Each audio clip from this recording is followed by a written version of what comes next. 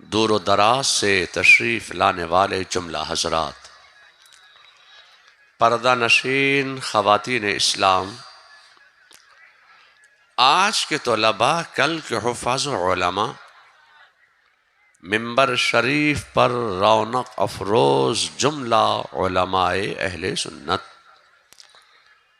السلام علیکم ورحمۃ اللہ تعالی وبرکاتہ۔ سلام کرنا ہے سنت اور سلام کا جواب دینا ہے واجب۔ السلام علیکم۔ گفتگو سے پہلے، آغاز تقریر سے پہلے، میں اپنی جانب سے یہ التماس کروں گا، یہ گزارش کروں گا کہ ایک دل ہو کر عقیدت و محبت کے ساتھ والہانہ طور پر، عاشقانہ طور پر، عاجزانہ طور پر بارگاہ رسالت میں درود و سلام کا نذران عقیدت پیش فرمائیے۔ پڑھیے اللہم صلی علی سیدنا و مولانا محمد معدن الجود والکرم و آلہ الکرام و ابنہ الکریم و بارک وسلم۔ اتنا وقت نہیں کہ میں کوئی خطبہ پڑھتا، اس لیے کہ میری مجبوری یہ ہے کہ مجھے بانیان جلسہ تقریر کا وقت ہی نہیں دیتے ہیں۔ مقامی خطبہ اور مقامی شعراء جو ہیں وہ تقریر کے وقت میں تقریر پیش فرماتے ہیں، اور جب تقریر کا وقت نہیں رہتا سننے سنانے کا، جب کھانے کا وقت آ جاتا ہے، منہ کھل جاتے ہیں تو مجھے بلا لیتے ہیں کہ بنگال سے آئے ہوں گے، کلکتہ سے، کلکتہ کا رسگلہ لے کے کھلے وہ منہ میں رکھ دیں گے۔ تقریر میری رسگلہ نہیں ہے کہ میں آپ کے کھلے وہ منہ میں رکھ دوں۔ تقریر آنکھیں کھول کے سنی جاتی ہے، منہ بند کر کے سنی جاتی ہے۔ جب منہ کھلتے ہیں تو آمد بند ہو جاتی ہے، آورد شروع ہو جاتی ہے۔ اب آمد کا وقت نہیں، یہ کیا کر رہی ہے مائک ہے، کیا مصیبت ہے یہ، جتنی مرتبہ میں ایسے اوپر کرتا ہوں نیچے ہو جاتا ہے۔ اب آمد کا وقت نہیں، اب آورد کا وقت ہے۔ آمد میں اور آورد میں کیا فرق ہے، یہ مولانا اسرائیل صاحب سے آپ پوچھ لینا، علماء سے آپ پوچھنا کہ آمد میں اور آورد میں کیا فرق ہے۔ میں بغیر کسی تمہید کے آج اپنی تقریر کا آغاز کروں گا، اس لیے کہ اب اگر میں خطبہ پڑھوں، آیت کا انتخاب کروں، اس کا شان نزول بیان کروں، اس کا ترجمہ بیان کروں، اس کی تفسیر بیان کروں، پھر اشعار کا انتخاب کروں، پھر آنے والی تقریر کے لیے کچھ تمہید بیان کروں، اب جا کر تقریر کا نمبر آتا ہے۔ تو جب میں سب یہی کرتا رہوں گا تو تقریر کب ہوگی؟ اس لیے میں نے فیصلہ کیا کہ بغیر کسی تمہید کے اپنی تقریر کا میں آغاز کروں گا۔ چونکہ یہ بہار ہے اور اس بہار کو تختہ مشق سمجھا گیا، اور بہار کو لوگوں نے بہت استعمال کیا۔ میں اس دور سے اپنی گفتگو کا آغاز کروں گا کہ جب اس ہندوستان میں کوئی ادھر والا نہیں، ادھر والا حکمراں تھا۔ جب ادھر والے حکمرانی کر رہے تھے، اس وقت سنگاپور ہندوستان میں تھا، افغانستان ہندوستان میں تھا، بنگلہ دیش ہندوستان میں تھا، پاکستان ہندوستان میں تھا، بھوٹان ہندوستان میں تھا، ایران سے سرحد ہماری ملا کرتی تھی۔ اس وقت کے ہندوستان کا شہنشاہ کوئی اور نہیں تھا، یہ ایک مسلمان تھا۔ تو مسلمانوں کا دور اقتدار تھا، ایک بادشاہ کی بیٹی بیمار پڑ گئی، بڑے حکیموں کو، طبیبوں کو، ڈاکٹروں کو دکھایا گیا، کوئی افاقہ نہ ہوا، یہاں تک کہ برٹش سے ڈاکٹر آ گئے، علاج شروع کیا۔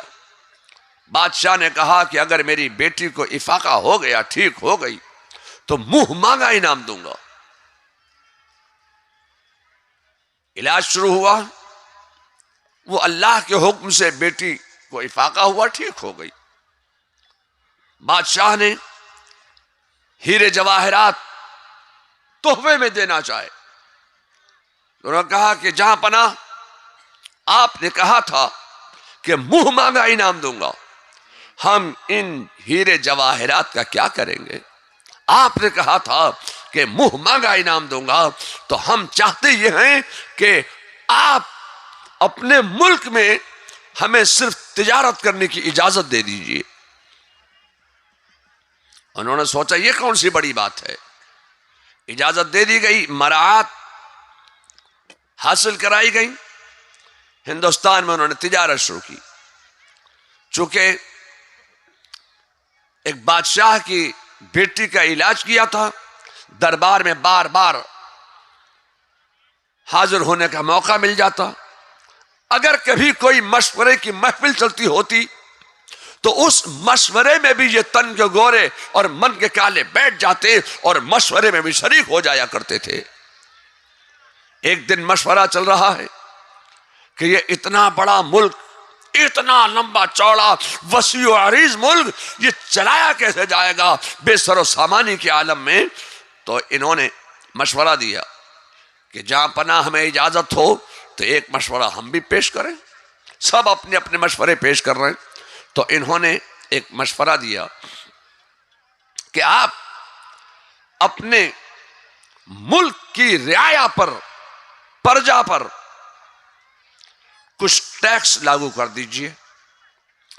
اب وہ کس طرح کے ٹیکس، یہ ایک تفصیلی گفتگو ہے، میں مختصر سے وقت میں کہنا چاہتا ہوں کہ انہوں نے کہا کہ آپ کچھ ٹیکس لاگو کر دیجئے۔ بادشاہ نے وہ ٹیکس لاگو کیا۔ اب ایک مسئلہ درپیش یہ کہ یہ ٹیکس وصولا کیسے جائے گا؟ ان انگریزوں نے کہا حضور اگر آپ ہمیں اجازت دیں تو ہم ہی آپ کو ٹیکس وصول کر کے دیں۔ اجازت مل گئی، مراعات فراہم کرا دی گئی۔ انگریزوں نے سب سے پہلے بہار کے شہر گیا کو تختہ مشق بنایا اور بلا تفریق مذہب و ملت کے ہندوؤں پر بھی ظلم ستم کیے گئے، انگریزوں نے مسلمانوں پر بھی ظلم ستم ڈھائے، اور ظلم و تشدد اور جبر کے ساتھ ہندو مسلمان سے ٹیکس وصولا گیا۔ اب ملک کی عوام رعایا سمجھنے لگی کہ یہ دلی دربار ہمارے اوپر ظلم کر کے ہم سے ٹیکس وصول کر رہا ہے، لوگ متنفر ہوتے چلے گئے۔ بہار کے بعد مدھیہ پردیش کے بعد گجرات، آندھرا، کرناٹکا، کیرل، تمل ناڈو اور جناب پنجاب، سندھ، بنگال، غیر منقسم ہندوستان کے ہر اسٹیٹ سے، ہر صوبے سے ٹیکس وصول کیا گیا۔ ایک بڑی بھاری رقم بادشاہ کے قدموں میں انگریزوں نے ڈال دی۔ بادشاہوں نے بھی سمجھا کہ یہ انگریز تو ہمارا دوست بن کے ہمارے ملک میں آیا ہے، یہ ہمارا ملک چلانے کے لیے ہمیں رقم اکٹھی کر کے دے رہا ہے، دولت اکٹھا کر کے دے رہا ہے۔ میں آپ سے کہنا چاہتا ہوں کہ ایک وہ دور بھی آیا کہ ہندوستان کی کرسی پر، پایا تخت پر انگریز براجمان ہو گیا۔ جب انگریز قابض ہوا تو انگریزوں نے سب سے پہلے یہ دیکھا کہ اس ملک میں دو قومیں بڑے شیر و شکر ہو کر رہتی ہیں، ہندو مسلمان۔ جب تک کہ ہندوؤں کے دلوں میں مسلمانوں سے اور مسلمانوں کے دلوں میں ہندوؤں سے جب تک نفرت پیدا نہیں کی جائے گی، اس وقت تک ہم اس ملک پر حکومت نہیں کر سکتے۔ تو انگریزوں نے سب سے پہلے چال چلی کہ ہندوؤں کے دلوں میں مسلمانوں سے، مسلمانوں کے دلوں میں ہندوؤں سے نفرت پیدا کرنے کا کام کیا. پھر ہندوؤں میں کئی نئی قومیں بنائی. اب ان میں آپس میں اختلاف پیدا انگریزوں نے کیا. پھر مسلمانوں میں کنٹروورسی پیدا کرنے کے لیے، اختلاف پیدا کرنے کے لیے انگریزوں نے کچھ لوگوں کو تلاش کیا اور کچھ لوگوں کو تلاش کر کے ایک عقیدہ قوم کو دلوایا کہ ان کو پیٹھ کے پیچھے کی خبر نہیں ہے، وہ علم غیب نہیں رکھتے، وہ حاضر و ناظر نہیں ہیں. ان کا خیال اگر نماز میں آ گیا تو نماز نہیں ہوگی. اب اس طریقے کے عقائد دیے جانے لگے تو بریلی کی سرزمین سے ایک 19 سال کا نوجوان مولانا احمد رضا نام کا کھڑا ہوا تھا. انتظار کر رہے ہیں کہ کوئی جواب دے، کوئی جواب دے، کوئی جواب دے. سب سے پہلے علماء بہار میدان میں اترے اور علماء بہار مشورے کرنے لگے، میٹنگیں کرنے لگے، جواب دینے کی تیاریاں کرنے لگے، مگر حوصلہ نہیں جٹا پائے، ہمت نہیں جٹا پائے، جرأت نہیں کر پائے کہ انگریز کے دلالوں کا کوئی جواب دے سکے. ایسے عالم میں علماء بنگال کھڑے ہوئے، انہوں نے کہا ہم اس کا جواب دیں گے. علماء بنگال پھر علماء پنجاب کھڑے ہوئے، علماء پنجاب نے کہا ہم اس کا جواب دیں گے. علماء سندھ کھڑے ہوئے، انہوں نے کہا ہم اس کا جواب دیں گے. علماء گجرات کھڑے ہوئے، ہم اس کا جواب دیں گے. علماء مدھیہ پردیش کھڑے ہوئے، ہم اس کا جواب دیں گے. مگر کوئی حوصلہ نہیں جٹا پایا، ہمت نہیں جٹا پایا. ایسے عالم میں بریلی کی دھرتی پر ایک 19 سال کا نوجوان مولانا احمد رضا نام کا رہا کرتا تھا. ہمت کے ساتھ، حوصلے کے ساتھ، جرأت کے ساتھ کھڑے ہو گئے اور انہوں نے کہا کہ کب تک مشورے کرتے رہو گے، کب تک میٹنگیں کرتے رہو گے، کب تک جواب دینے کی تیاریاں کرتے رہو گے.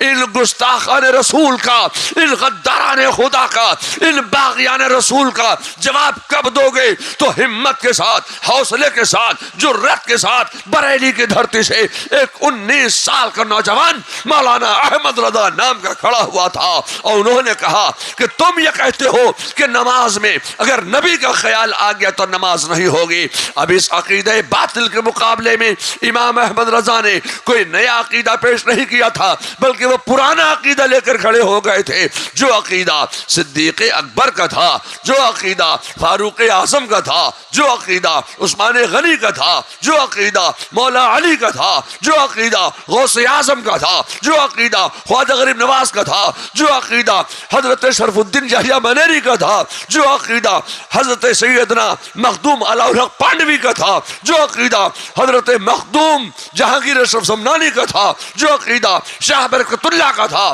اب وہ عقیدہ لے کر بریلی کی دھرتی سے ایک 19 سال کا نوجوان مولانا احمد رضا نام کا کھڑا ہوا تھا اور انہوں نے کہا کہ تم یہ کہتے ہو کہ نماز میں اگر نبی کا خیال آ گیا تو نماز نہیں ہوگی. فاضل بریلوی نے یہ پیغام دیا تھا کہ خدا کی قسم ہم یہ کہتے ہیں کہ نماز نام ہے خیال مصطفیٰ میں ڈوب جانے کا. لوگوں، اعلیٰ حضرت فاضل بریلوی ساری زندگی ان ادیان باطلہ، ان فرقہ باطلہ، ان گستاخان اولیاء، ان غداران خدا کا جواب دینے اور ان سے دور و نفور رہنے کے لیے کتابیں تحریر فرماتے رہے. اعلیٰ حضرت فاضل بریلوی نے تقریباً 1500 کتابیں لکھی، لیکن کوئی مدرسہ، کوئی دارالعلوم، کوئی جامعہ قائم نہیں کیا. میں آپ سے کہنا چاہتا ہوں کہ آپ کے اسی بہار کے شہر کٹیہار کا ایک نوجوان ظفر الدین نام کا ایک طالب علم بریلی پڑھنے کے لیے گیا. اعلیٰ حضرت کی شہرت دیکھ کر، سن کر اور ان کی کتاب کا مطالعہ کر کے اتفاق سے بریلی میں ایک مدرسہ سرائے خام کے نام سے آج بھی قائم ہے. وہ اعلیٰ حضرت کے دور میں بھی مدرسہ تھا. اس مدرسے میں وہ پہنچ گئے اور داخلہ ہو گیا. اب جب اس مدرسے میں انہوں نے تعلیم حاصل شروع کی مولانا ظفر الدین نے، تو انہوں نے کہا یا اللہ، جو کتاب میں ہم پڑھتے ہیں یہ تو بالکل اس کے خلاف ہمیں درس دے رہے ہیں. وہ تو دیوبندیوں کا، وہابیوں کا، بدعقیدوں کا مدرسہ تھا. کسی صورت سے وہ وہاں سے باہر نکلے اور پوچھتے پوچھتے سوداگران پہنچے. اعلیٰ حضرت فاضل بریلوی اپنی رضا مسجد میں تشریف فرما ہے. کوئی دارالعلوم نہیں ہے، کوئی مدرسہ نہیں ہے، کوئی جامعہ نہیں ہے، کوئی پلیٹ فارم ایسا نہیں ہے کہ اعلیٰ حضرت فاضل بریلوی نے کوئی مدرسہ قائم کر دیا ہو. اعلیٰ حضرت کا مقام یہ تھا، منصب یہ تھا، علم و فضل و کمال یہ تھا کہ اعلیٰ حضرت فاضل بریلوی کو جب خدمات دینی سے کچھ وقت مل جاتا تھا تو کبھی حامد رضا کو کتاب پڑھا دیا کرتے تھے، حامد رضا کو درس دے کر حجت الاسلام بنا دیا کرتے تھے. اعلیٰ حضرت کا مقام یہ تھا کہ کبھی جب خدمات دینی سے تھوڑا سا ٹائم بچ جاتا تو مصطفیٰ رضا کو درس دے کر مفتی اعظم بنا دیا کرتے تھے.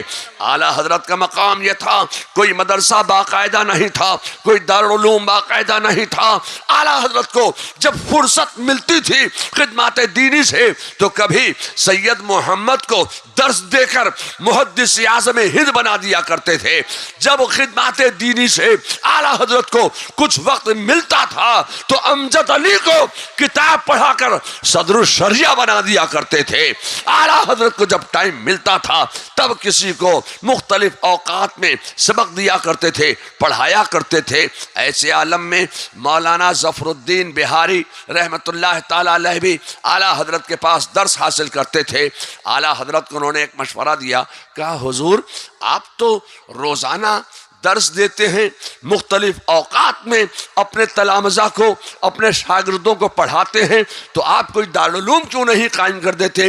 حضور میری التجا ہے، میری گزارش ہے، میری خواہش ہے، میری تمنا ہے کہ آپ کوئی مدرسہ قائم کر دیجئے.